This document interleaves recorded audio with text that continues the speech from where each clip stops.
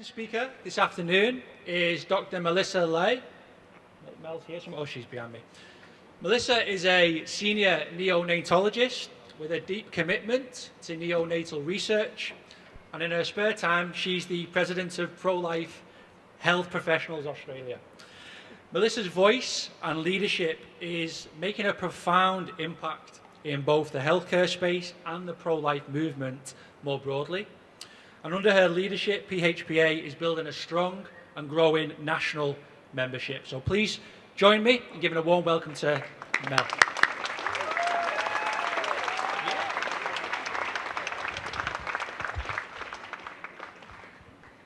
Thanks, Matt, for that kind introduction. I'm Dr. Mel Lai. I'm the founding director of Pro-Life Health Professionals Australia, and I'm a specialist neonatologist. For almost 2 decades, I have cared for sick and preterm babies.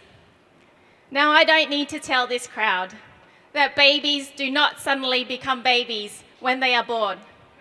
They are already babies in utero, and every one of them needs our support and our advocacy.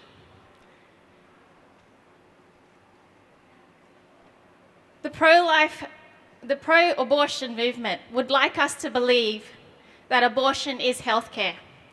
This idea that abortion is healthcare first surfaced about 50 years ago when someone thought it was the solution to an unsafe abortion was to find a safe way to kill the baby.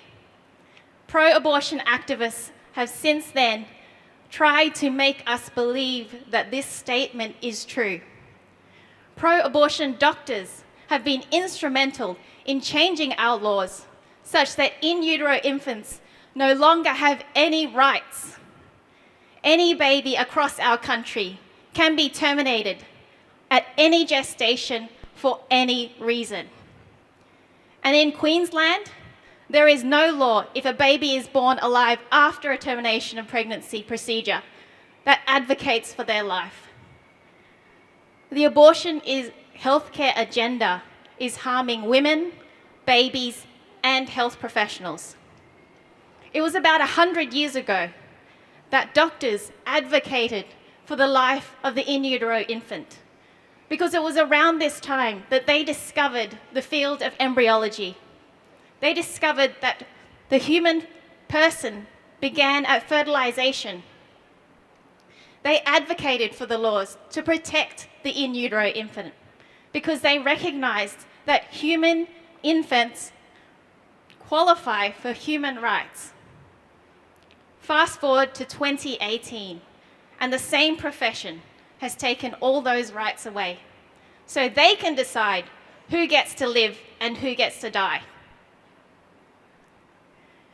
There are babies being terminated with congenital anomalies, intellectual disabilities, syndromes such as Down syndrome. They might have a genetic defect. That is eugenics. And because our laws have changed, there are more babies being terminated for no medical reason at later gestations. The abortion industry willfully lies to women about what an abortion is. If you look up any public health information, it does not say that a baby's life is taken. That is not informed consent. 1/4 of women who have an abortion are coerced by their partner and their family. We know that women are at increased risk of suicide, significantly increased risk of suicide, if they choose an abortion instead of going through with the pregnancy. Supporting a woman to have an abortion procedure which increases their risk of mental health issues and suicide is not pro-woman.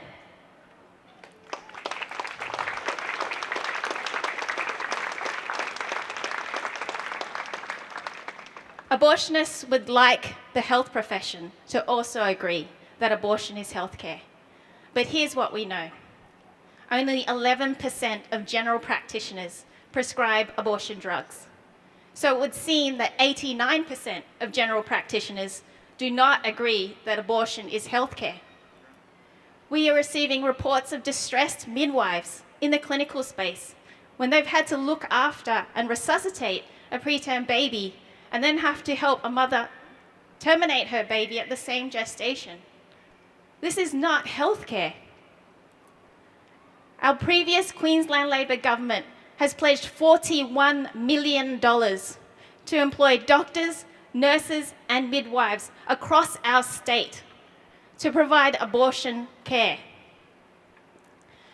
And our current government, because they were afraid of losing votes, they decided to protect our extreme laws for the next 4 years. Shame. The reason why we set up PHPA, Pro-Life Health Professionals Australia, is to support the health professional who doesn't agree that abortion is healthcare.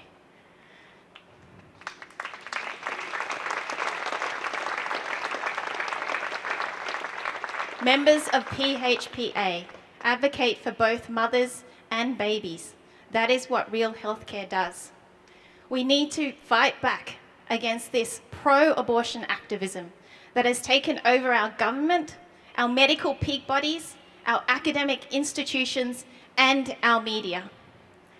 We are constantly writing letters to members of parliament, writing position statements. We've contacted all the university deans across Australia for medicine, pharmacy, nursing, midwifery, to let their students know that they can be pro-life, because they are the greatest risk of being silenced and discriminated. We are so tired of being told to just get on with it or get out of healthcare. This election, please do not vote for a pro-abortion candidate. Make sure your preferences do not go towards a pro-abortion party. It is absolutely imperative. Women, babies, and health professionals are depending on your vote. I want to leave you with this question. How did abortion become the solution to all of society's problems? How did the deliberate ending of an innocent human being become the answer to unplanned pregnancy, financial stress, relationship breakup, unsafe abortions? It's because the baby can't tell us. Please, don't end my life. Please find another way. It has been an absolute pleasure to be here today. Thank you so much. You guys are the absolute legends of the pro-life movement, coming out here to march every day. Thank you, Matt. Thank you, Cherish Life.